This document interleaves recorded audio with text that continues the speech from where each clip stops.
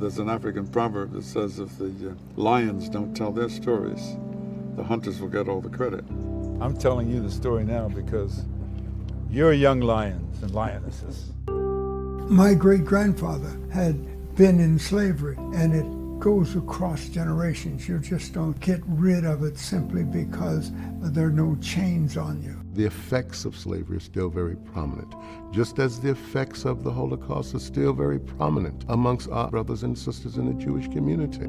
The Jewish people have the DNA in their soul to look up close to what happened to African Americans after slavery. We came to the South, young Jews, rabbis, many of them refugees from Nazi Germany. We hear Dr. King quoting the prophets. That was extraordinary. It made us proud. Rabbi Abraham Joshua Heschel said, "The future of America will depend on how it responds to Dr. King." It was the work that Dr. King had spoken for, fairness, equality, against anti-Semitism, and for freedom for Soviet Jews. A large Jewish presence in the civil rights movement was evident almost from the beginning. Well, Stan Levinson and Harry Wachtel were lawyers who were working with Dr. King. They were advisors, marchers, fundraisers. They were in the thick of things. Many Jewish students worked all across the South. And I will never, ever forget 3 young men, Andy Goodman, Micah Scherner, and James Shaney. Birmingham is Birmingham. We all know the Exodus is the central narrative of our redemption. And here is a modern situation. Shall we do nothing? We could not have gotten anywhere had not Protestants, Catholics, and Jews showed up from all over the world. Rabbi Joachim Prinz spoke immediately before Dr. King. The most shameful and the most tragic problem is silence. The civil rights challenges of our time, the human rights challenges of our day, they hang on me. They hang on you. They hang on who? They hang on us. We all need to get together to find out the bigger picture. Those who have been stepped upon have to lead the way. It's all about our humanity. And if we don't figure out a way truly to work together, we'll just be like hamsters on a wheel. The systemic oppression and issues will just continue. There are too many people living in fear. If Rabbi Herscher and Martin Luther King Jr. were here today, I think they would be saying, we need to pull together for a generation yet unborn. The soul of America is at stake.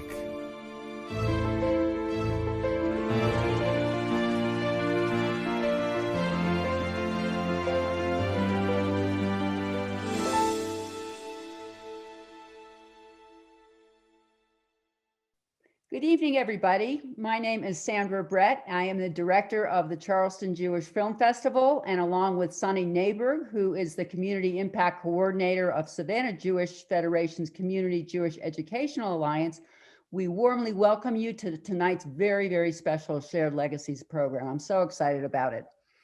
Our 2021 Virtual Film Festival has been a joint effort between Charleston and Savannah, and this is the last film in that series.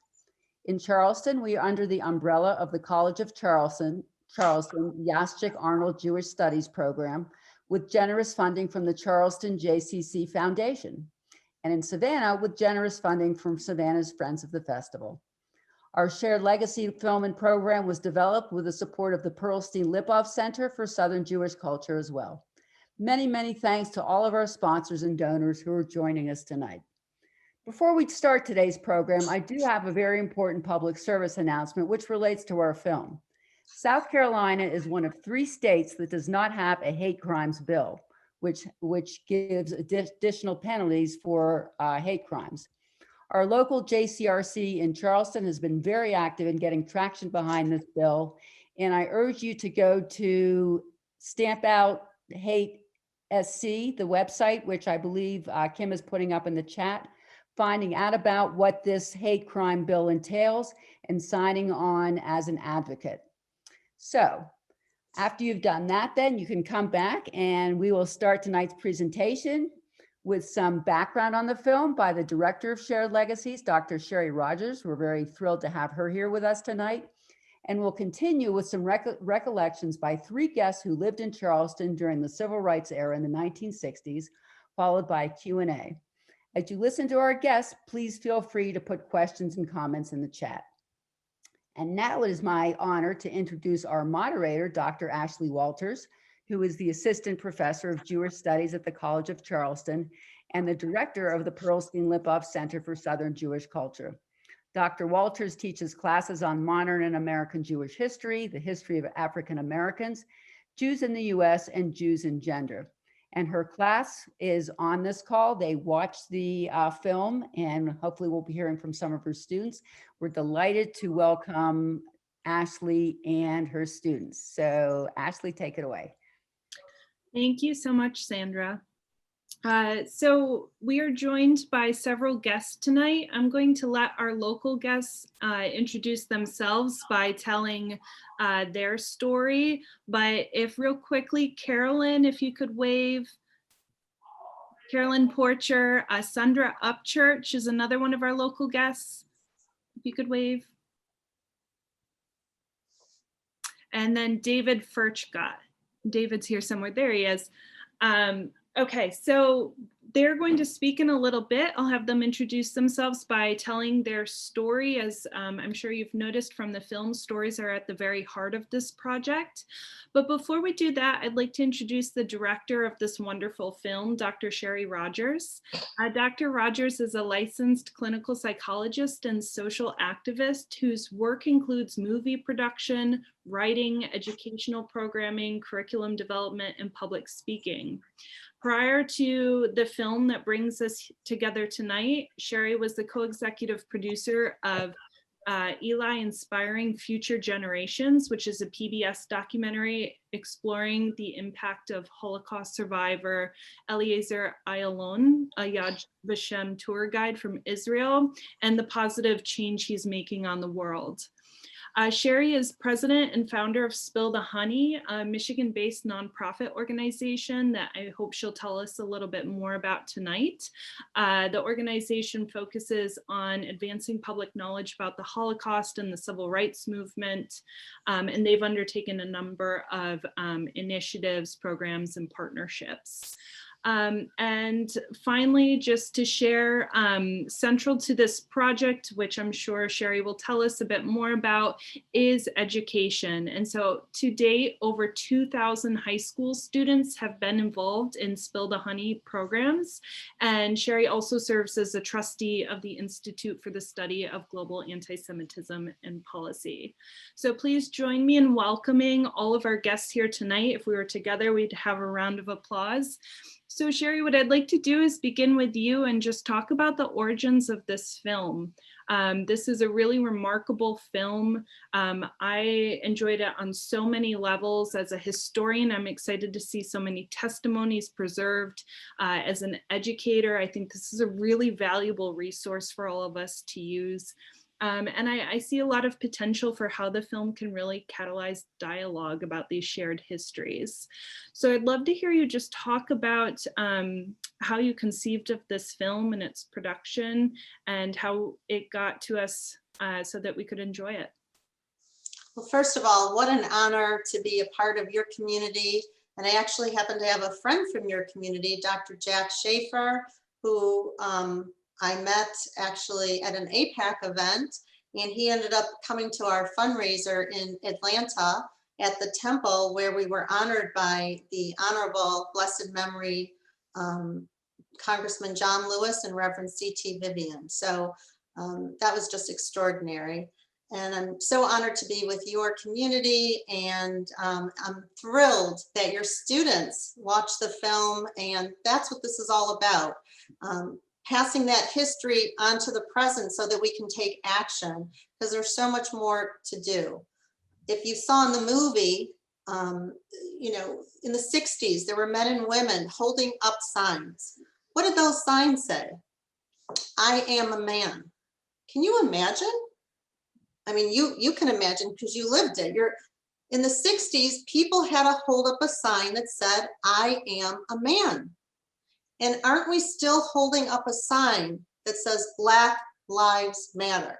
It's a different type of sign, but obviously as an American community, we have a long way to go. We've come a long way, but we have a long way to go. So pertaining to your question, I just had to say that first, because sometimes I'm still taken back with everything going on, you know, on television and what's going on in our present day, you know, country. I just had to start with that. So forgive me. But I feel blessed because how this initiated was, I live in Michigan and I was at an African-American museum, one of our finest. It's called the Charles Wright Museum in Detroit. And there was a Stanford professor there. His name is Dr. Clarence B. Jones. He was chosen by Claiborne Carson at Stanford to represent Dr. King's inner mind, like how he thought. He knew Dr. King stayed at his house. He was one of his key strategic advisors and lawyers and draft speech writers. And so basically he had written a book called What Would Martin Say? Actually, it's this book right here, What Would Martin Say? And he could say that because he was his speechwriter. So one of the chapters was on anti-Semitism. And as I was listening to this chapter, and as he was talking about it, I was very taken back by his personal commitment to Dr. King, that he would be the one to make sure that this history was known. We developed a friendship. And at the time, President Obama was president, and he had invited him, along with Congress and many of the living civil rights leaders, to join the 50th anniversary from the Selma to Montgomery March. So we thought that was a very, you know, a really monumental historical time to start filming all the witnesses that could testify and give their personal recollections to this history. And so you segued beautifully into my next question about the process of taking testimony and how central it is to the film. So it sounds like this gathering was really the place where much of this film was recorded. Is that the case, or did you spend some time traveling around to meet with others?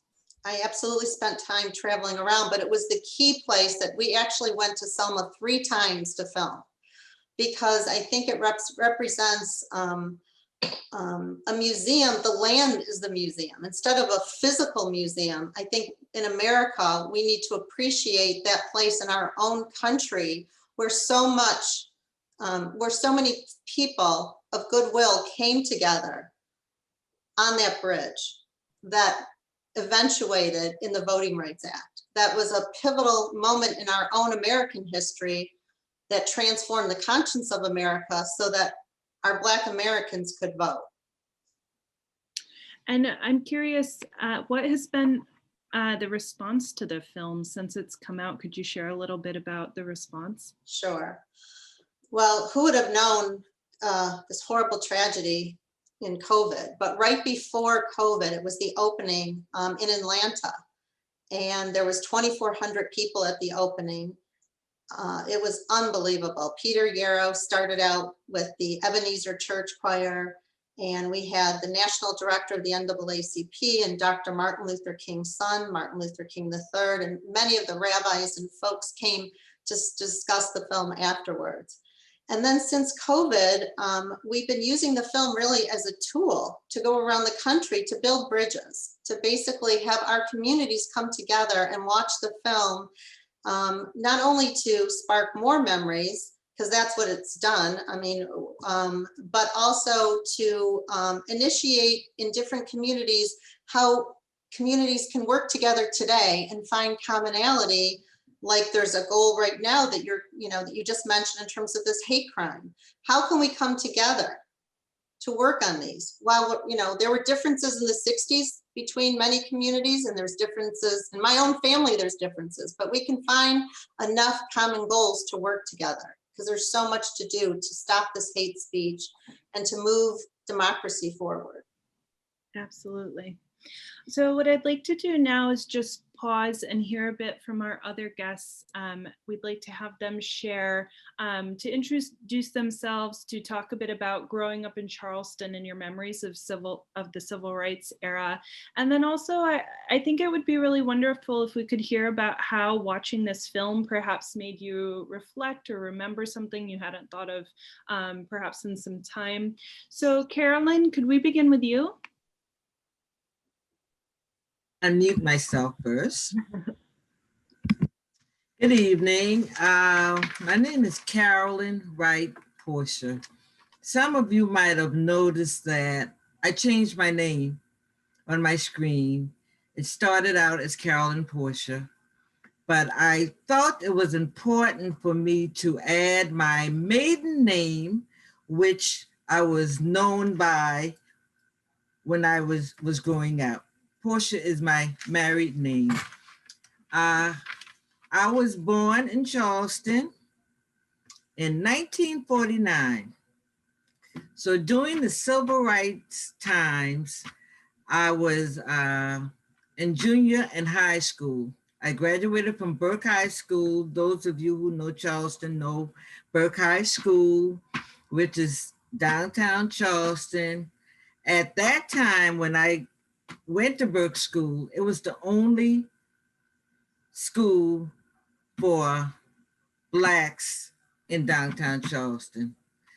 Eventually, another high school was built and opened, but did not last very long. I remember growing up in downtown Charleston, which I still live now. I live not too far from the house that I grew up in. When I was in high school, graduating in 1967, during the 60s, my family was what some people might have considered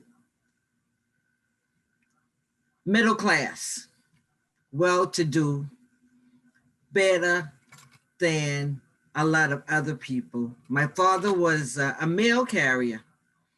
And during that time, he was one of the first mail carriers to work at the main post office, which was on what we called then the four corners of law, on the corner of Broad and Meeting Street. If you go down there recently, you would see ladies making the sweetgrass baskets. A lot of times that's where they stationed themselves. My encounter with the civil rights movement as a young teenager involved going to Morris Street Baptist Church, which is located on Morris Street. It's not the original church building because they did have a fire at some point. While we were going to Morris Street after school, my father always made sure that we participated in what was going on around us. I really feel that he felt that we needed to not be sheltered in living and knowing where we stood as Black people in Charleston. We didn't march. A lot of us children did not march. We made signs. Sometimes we were down there helping them make sandwiches for them to carry out, or when they came back in between the marches, we would help them make sandwiches. During the civil rights movement and looking at Martin Luther King Jr. and other people who we just saw as bigger than life people, these were people who were going to help us move forward in our lives. I remember when the bus was bombed and the young Jewish guy was killed in the bus. And I always think about my encounters with Jewish people. I didn't know as a child that they were Jewish. I learned about Jewish people as I became older. There was a store on the corner from where I live now, which is one of the houses that we lived in. And there was a store proprietor named Mr. Abe. Mr. Abe, which I learned later in life, was Jewish. Mr. Abe was what we call the nicest white man that we knew. Because we thought Mr. Abe was a white man, but he was the nicest white man that we knew. He didn't treat us the way, if we walked downtown on King Street going to the movie theater where we could not sit anywhere but in the balcony. The white kids would make us walk in the streets. They would walk across if you know the narrow sidewalks in Charleston, you can't walk more than maybe 2 people side by side. So as we walked down King Street from the west side of Charleston, close to the Ashley River, we would walk to King Street. And even the white children felt that they were privileged, more privileged than we were, and we were not allowed to walk on the sidewalks that they were walking on. Civil rights to me was instilled by my parents. I come from a family of 10 children, second oldest. So my father and my mother, my grandparents, my maternal grandparents that I knew for the longest, were always there instilling to us children that you are just as good as anybody else that walks the streets in Charleston. Hold your head up high, and no matter what people say to you, just remember that you are one of God's children, and they could not take that away from you just because the color of your skin was different. I remember listening and meeting prominent people, lawyers, doctors. These are African-American people, teachers, other than the ones that we had in school. I attended Bert School, which was segregated. My church was segregated. Everything we did was just among Black people. So we had to be taught every day of our lives that just because you're not a part of the bigger society does not mean that you're any lesser than the bigger society. What I got from the film was storytelling. We as Black people, the Black people that I know, most Black families don't share stories like I saw in the film. I feel we need to realize and remember that we need to share these stories with our children. I regret the fact that I never talked to my grandparents, my paternal grandparent. All of my grandparents are gone now. And I know they had stories. I have an aunt that's 92 years old that lives across the street.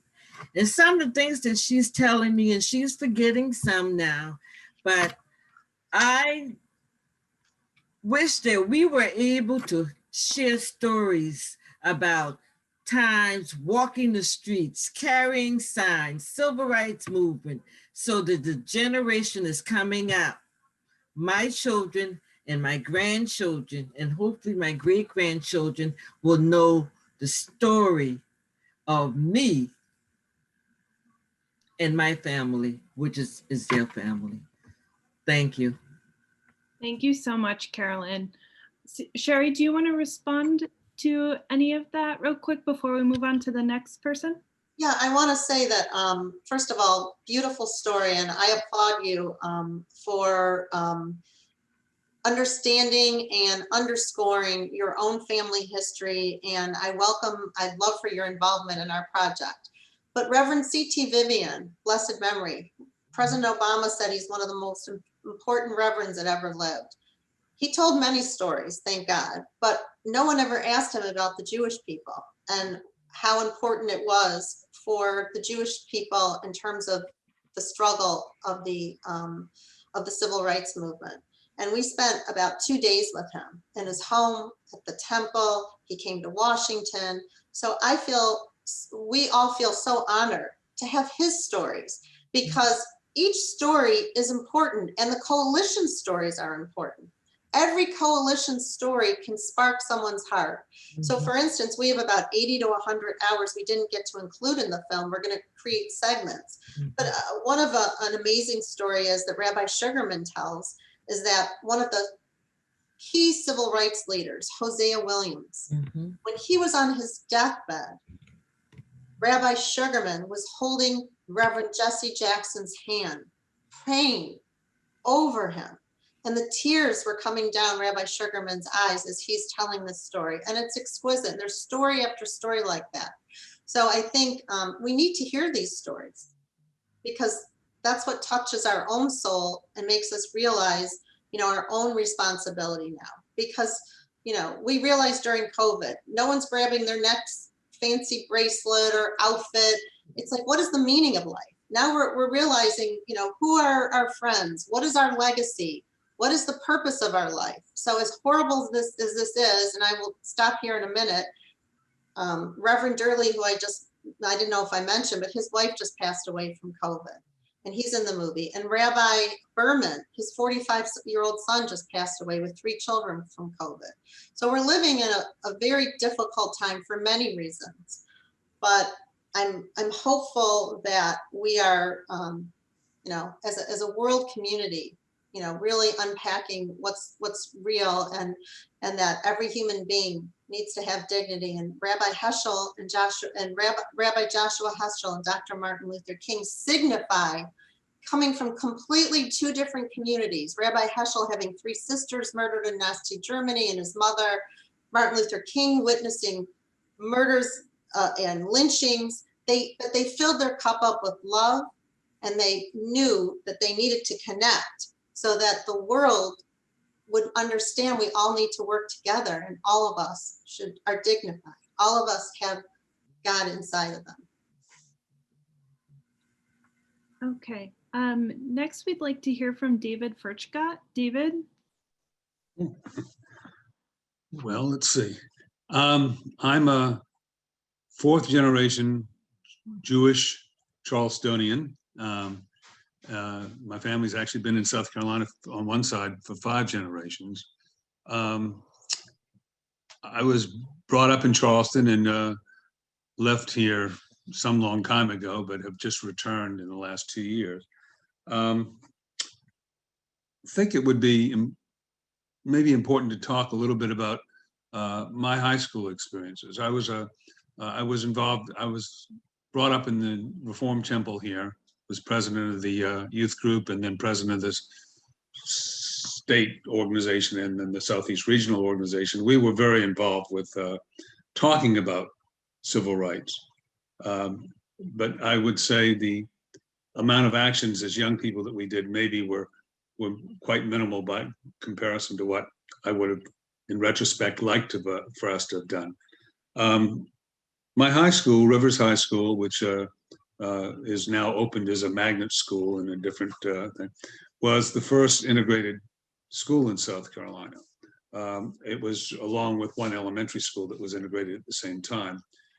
2 very brave young Black women, Jackie Ford and Millicent Brown, were the first young Black people to integrate public schools there. Millicent was the daughter of the state NAACP chairman, J. Arthur Brown, who I later became friendly with when I came back to Charleston for a brief interval in the early 70s.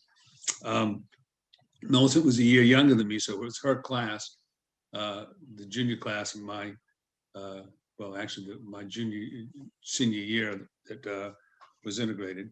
And it was an experience, and it's one that helped to shape my life. Why did they integrate that particular school? I've kind of wondered in all, but it dawned on me later in life that Rivers High School had a third of its population my age, and that in the senior class was Jewish, which is just because of that particular part of town and neighborhoods that it served. So I think that may have been, I never asked Millicent or father when he was living why Rivers was the school that they decided to do instead of Charleston High School. But Rivers had a larger population of Jewish kids, and I think the Jewish kids were more receptive to what was the changes that were taking place. It was an interesting experience. It was not a violent experience, an overtly violent experience like took place in some other parts of the South. Millicent's view, and Millicent and I have talked about this as adults much later, her view of how bad it was. Of course, she was on the receiving end of a lot of things that I wouldn't have been witness to necessarily, but from my viewpoint, it was mild compared to what I knew was happening in other places. We were subjected to a lot of outside hate. I didn't see that much problems within the school. Outside hate in that people were calling bomb threats into the school. The first day that they came in to the two young Black women came into school. The first day of school is September, I think it was September 3rd in 1963. Yeah. So there was a bomb threat called in that day, and there were regular, and these were outside callers calling in, and we'd have to evacuate the school. Everybody would go out onto the grounds around, and they'd have come in and they'd check all the lockers and everything, bring bomb sniffing dogs in, and then we'd go back in, to the point where at the end of the year, we used to say we were going to get a high school credit for bomb threats. Millicent, on the first day of school, was when that bomb threat took place, kids were rushed outside. There were some photographs taken of her mingling with the other students. And one of the photographs was on the cover of the local newspaper here in Charleston, and then also on the cover, on the front page of the New York Times. And I just took a look at it. I knew that she was talking to someone who was a friend of mine who has since passed away, Barbara Solomon, who became a very dear friend of hers throughout high school. And also looked around her, and the immediate kids that were all surrounding her were all the Jewish kids, which I thought was sort of indicative of maybe not protecting, but opening themselves up to the transition that was taking place in their lives. I don't know how it was for the younger children that were at the elementary school, but like I say, there weren't overt acts that I was aware of that were problematic there. I didn't have Black friends other than Millicent, having met her in high school, and otherwise growing up in high school. There wasn't the immediate community that I lived in. The neighborhoods were pretty well segregated. It was not part of my experience, but it was not something that was foreign to my possibilities in my life.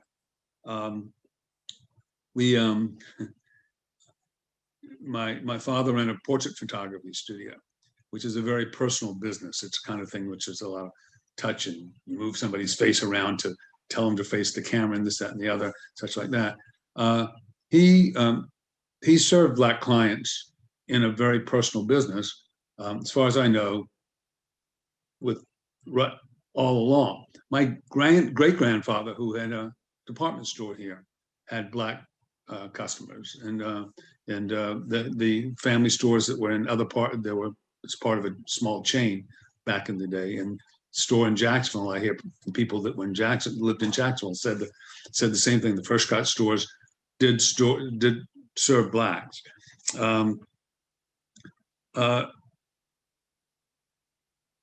My wife, who grew up in another country, tells me that my childhood in Charleston was rather idyllic, and it was during a very transitional time. So it's hard for me to say much about that. I went on to Tulane University and didn't realize until I looked it up recently that that I was in the second year class there of integrated class there, and it just so happened that me and another Jewish friend of mine from Florida, who also was very involved in the Temple Youth Movement, which was very much about civil rights related things and human rights related things, where we happened to be in a suite with two black students. And I'm sure in retrospect, thinking about that now, that they didn't put those two liberal Jewish young kids in that room just by happenstance. It was an intentional thing. Rabbi Bert Padal, who was the rabbi at the time that I was growing up in the Reform Synagogue, was actually at some point let go. This was from the synagogue because of his outspokenness about civil rights and human rights issues at that time. It's ironic that the same temple today has a woman lead rabbi and a gay rabbi as an assistant rabbi. Things hopefully have changed incrementally, but not as much as they should. I think that's sort of enough for the moment. Oh, thank you, David. Sorry, that mute button gets me every time. I'm going to, in the interest of time, move us on to Sandra, because I think she's going to dovetail beautifully on your student experience, David. Sandra was also a student at this time. Sandra? Yes, my name is Sandra Church. I was born in Charleston in 1957. So when I started school, it was integrated. But the first 7 years of my life, I lived on the east side on the Cooper Street, if anybody's familiar with the city. And it was still segregated, but it was a very diverse community. We had shop owners, we had a grocery store, we had professionals. I didn't even realize that there was anything different, because my whole community was very rich. And my first experience with racism didn't really come into play until I went to school. And having white teachers always qualifying my intelligence by saying I was smart for a colored girl. So that was my first experience in racism. And it was, the sanctity of my community was always very important to me, because we had everything there in our community. To me, just to be honest, I think that the integration is kind of disrupted the community. I felt it was like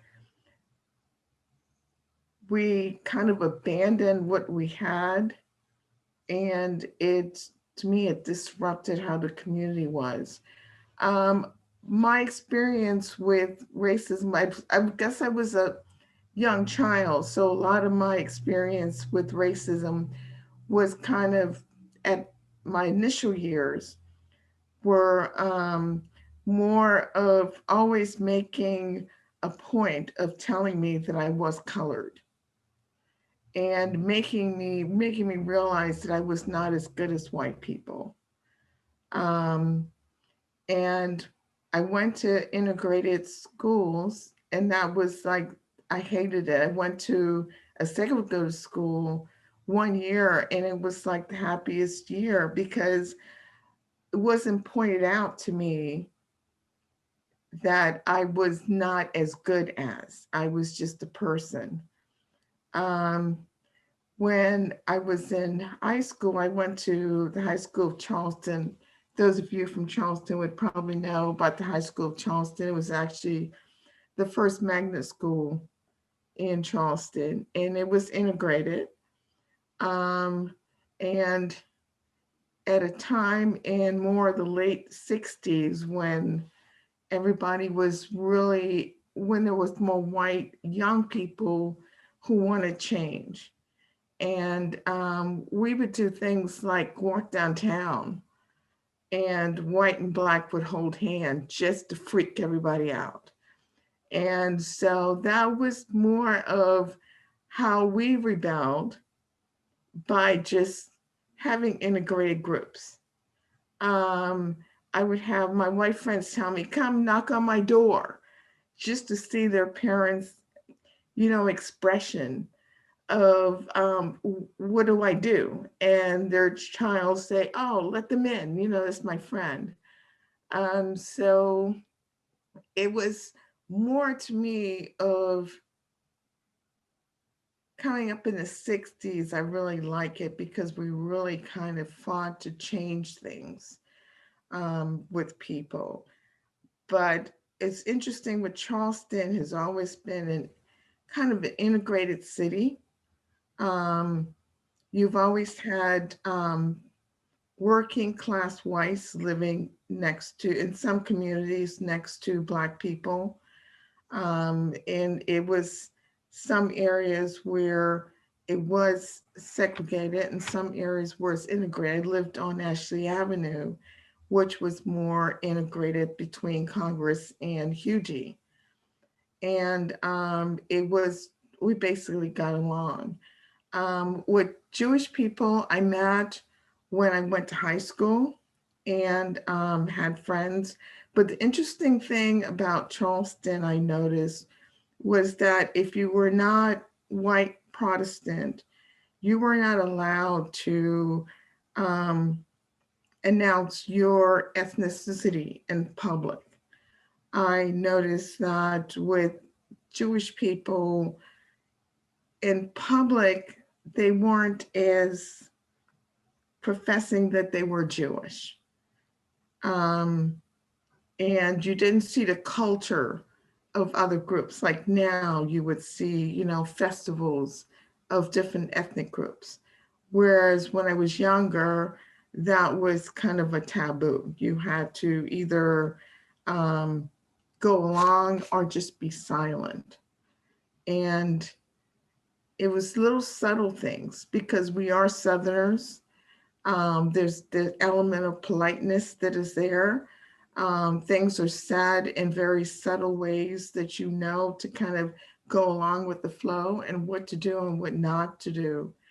But I see things have changed dramatically over the years, and I'm hopeful, but I still think there are things to be changed. And I think a lot of it has to do with healing, of being honest of the way things were, and not whitewashing our history, and be willing to say, yes, bad things happened. And how can we improve it? How can we change it?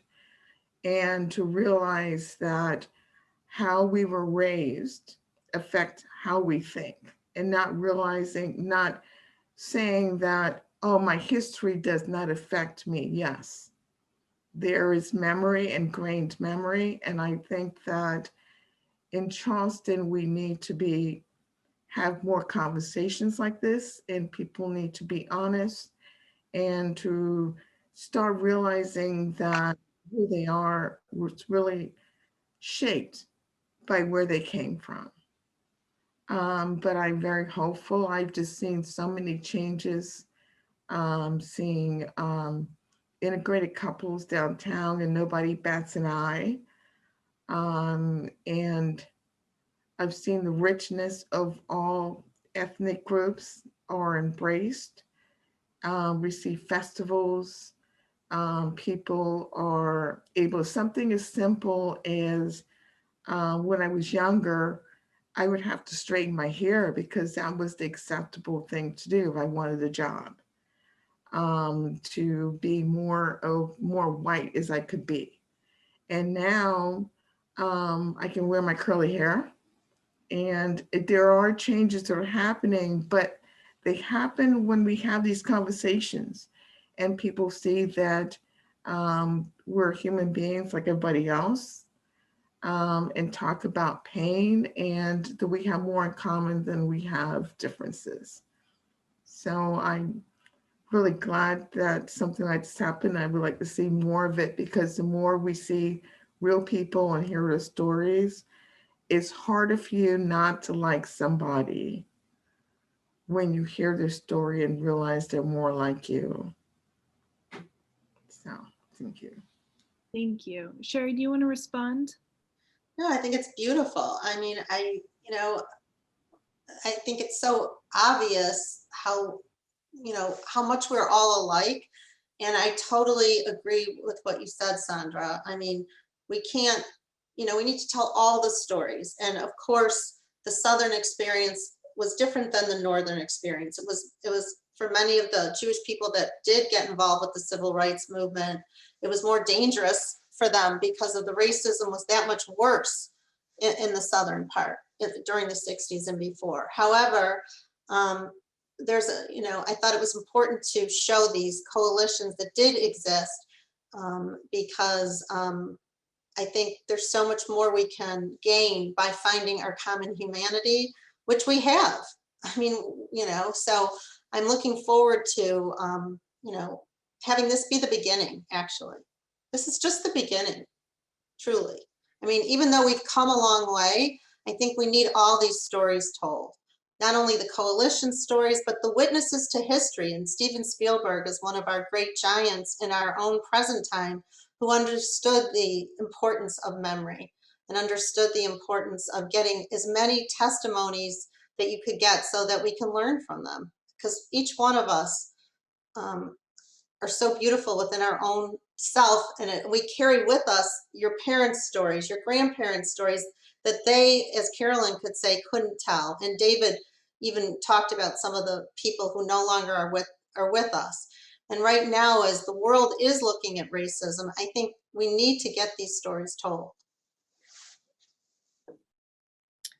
So we have some questions coming in that I'd like to share with you. The first question comes from a student. She's not able to join us in person, but she sent me a question and asked me to read it.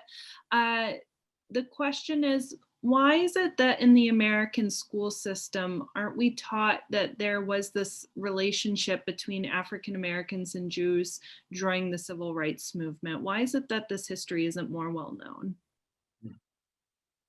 Well, first of all, Ashley, you're a history teacher, but that's one of the reasons that we raised the money and had this done, because there wasn't a movie on this. And I think really right now, as an American history, we are learning the importance of the history. So for instance, Brian Stevenson even, just decided more recently in our time to build a lynching museum. I mean, why wasn't that story told? Why did it take just till now? And he always cites the Holocaust museums as what, in many ways, he understood the Jewish people understand the importance of memory, not to be a voyeur to just look at the history, but to be empowered by it, to know that this is what our grandparents and great-parents, in the Holocaust, it wasn't in this country, but it still showed how that a human being and a group of people, brilliant people, can dehumanize an entire people. And in America, when many of these Holocaust survivors were coming to America, they witnessed some of what was going on in Germany here. The blacks couldn't even, not only not vote, drink out of the same water fountain, treated as if they were less human. I mean, it was completely opposite of what the foundations of Judaism was built on. It doesn't mean that all Jews were following what the foundations of Judaism was built on, as Moses was one of our first social justice warriors, who said when a slave was treated less, when another human being was treated to benefit another human being, that's equivalent to murder. When you take away someone's free will or someone's choice, that's literally like murdering somebody's soul. So I think we all have a lot of work to do. We've come a long way, but we all have a lot of work to do. And instead of being in despair, I think some of what we're doing now is all of us need to come together. We're all a part of this mosaic and help us all do the work. Ashley, I just have a quick question for you. You're a historian, you're a teacher. The students saw the film. What were some of the reactions? So most of our students are joining us here after they've watched the film, so I'm not entirely sure what their reactions are. I did show the film in my class on African Americans and Jews in US history last semester. We watched part of it, not all of it, and students responded really well to it. I think in that class, the unique aspect of showing the film is we had spent already about 8 or 9 weeks building up the history of relationships, beginning with first arrival in the United States, or wasn't even the United States then, in the American colonies in 1619 and 1654, and just exploring all the ways that Jews and Blacks interacted, how that varied across regions and whatnot. We also spent a lot of time talking about these shared legacies, not just the history of civil rights, but also the history of economic ties in urban cities or in the South, where the story of Jews in the South is generally one of business, of merchants. We also talked about cultural ties. We had an event in the fall about the history of Blacks and Jews and jazz music, and the fact that there's also these really fascinating cultural ties between the two communities. But I think one of the really powerful things about a film like this is that today's student generation is so incredibly visual. And so having all these stories put side by side, the two stories told both in parallel alongside one another, but then also woven together, is so incredibly powerful. And I don't know how to recreate that in a classroom just yet. So I'm really thankful that we have a film like this for this. Thank you. And we have another 100 hours that we're going to be putting small 8-minute segments together. One of which is the song Strange Fruit. I interviewed the son of the man who actually wrote the poem Strange Fruit, whose parents were escaping the Russian pogroms. And he saw that horrible picture, Abe Maripal, of the 3 Black men being hung on a tree. And the white people were not only standing around that tree, they were smiling. And he was so disgusted as a teacher in New York City that he wrote this poem. And then he went into an integrated bar and gave that poem to Billie Holiday. And that's what became the most famous song, Strange Fruit. Mm-hmm. And another thing, last week we were in another state, and one of the NAACP presidents came on and said, many folks don't know that our greatest award that we give to our civil rights leaders in the NAACP and our entertainers is named after a Jewish man, Joel Spingard, because Joel Spingard was one of the co-founders of the NAACP. And when one of the most famous Black writers, W.E. Du Bois, wrote his, I might be pronouncing his last name wrong, when he wrote his autobiography, he dedicated it to Joel Spingard. And you see in the film with Kivy Kaplan and all these different, interwoven relationships.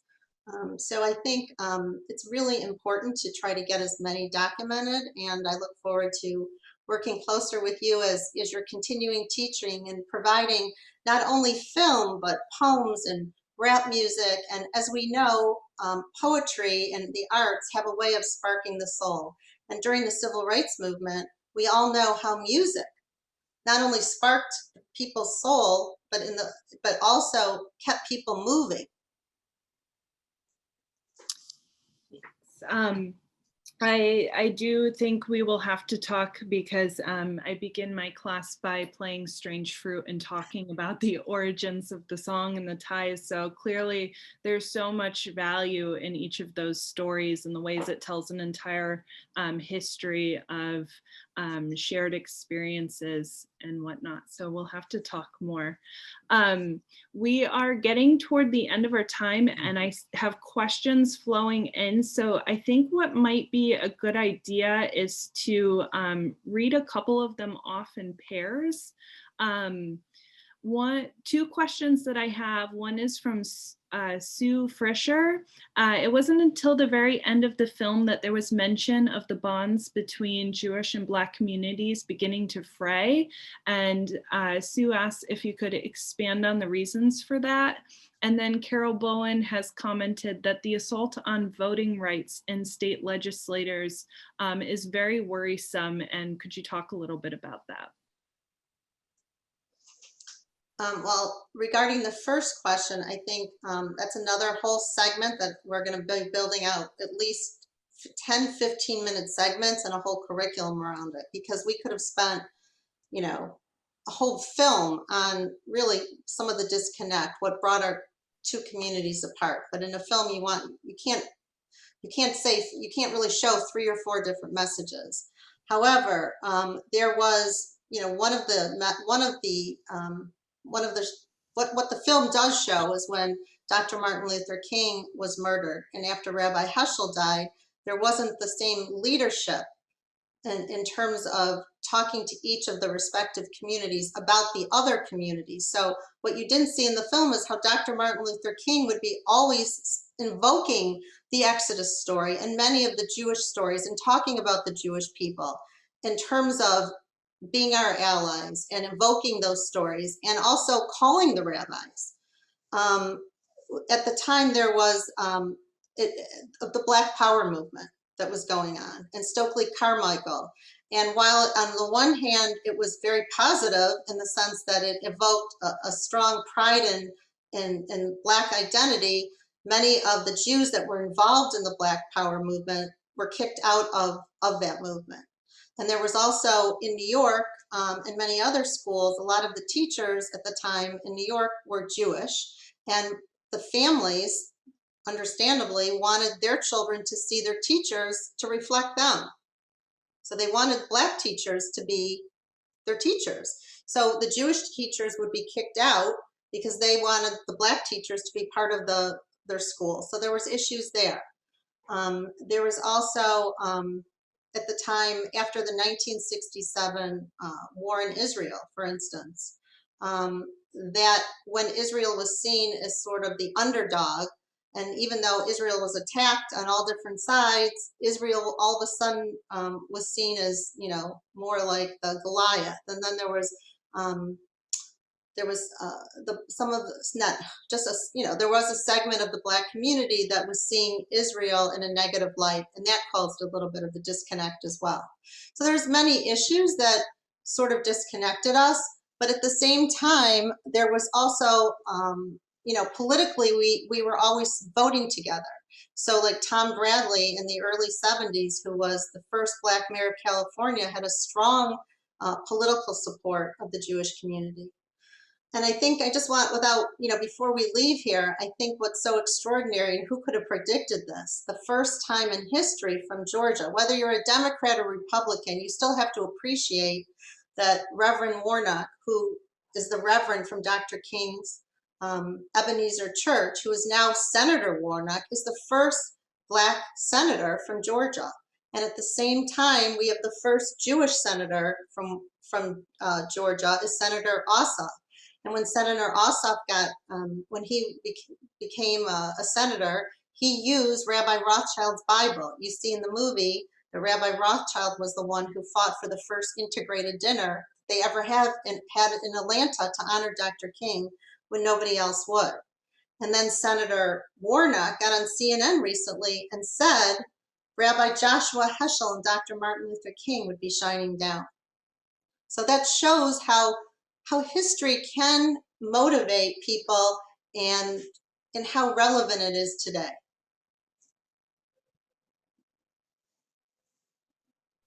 We have another question about, let's see, where did it go?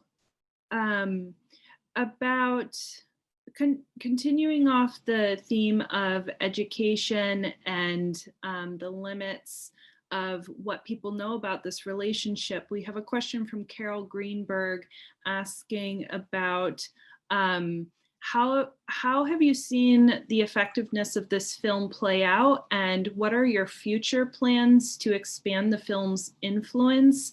I know you had talked a little bit about developing curriculum, perhaps also reaching synagogue audiences. That's something we haven't really talked about, but also perhaps reaching out to organizations that wouldn't necessarily end up seeing a film like this traditionally.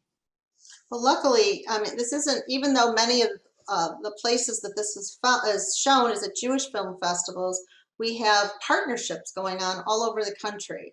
And we hope that churches and temples will come together and watch this film, and then they take trips together to the South.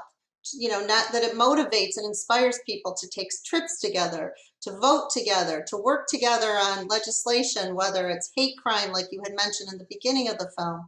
Our organization is called spillthehoney.com. It was inspired by a Holocaust survivor whose mother's departing gift to him was a cup of honey, and Dr. Martin Luther King. We have a newsletter where the college students look up history, different important history facts in the Black community and the Jewish community and what's going on today. So we're doing all sorts of things in partnership. So anyways, I'm so grateful. I actually have another one to do tonight in Chicago. So I'm so grateful. And as I said, this is just the beginning. We have too much work to go. This isn't just a film. I look at this as a civil rights act, and that we have to use this as a tool to start unpacking these beautiful stories that were given tonight. And we need more and more of these stories, and we need to start working together. And, you know, because this common humanity and all is so important. We all have so much to spill out.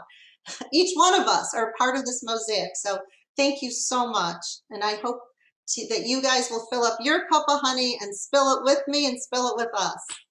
Thank you so much. It was really such a pleasure to have you, to have Carolyn, Sandra, and David share your stories with us. I really enjoyed this conversation. I can tell that we're going to be having many more in the future. And Sandra, do you have any final words you'd like to say? I just want to thank everybody again for coming tonight. This is the final film in our spring series, but we will have many more films to come. So feel free to email me if you're not on our mailing list, but if you're here, then I guess you know about our films. Watching this film pre-COVID, when I first screened it, and watching it now was a really different experience. And I'm just thrilled that Shari could come, that we have students that are seeing it, that we have local perspectives on this. As a child of Holocaust survivors, it's really meaningful to me to have these stories. And just a reminder to go to Stamp Out Hate SC to learn more about the hate crimes bill, because as we learned tonight, if we don't go forward and take some action, then there really was no point in the whole thing. So thanks very much for coming. And I look forward to seeing you at other films and other activist events. Thanks to Ashley, Carolyn, Shari, David, and Sandra.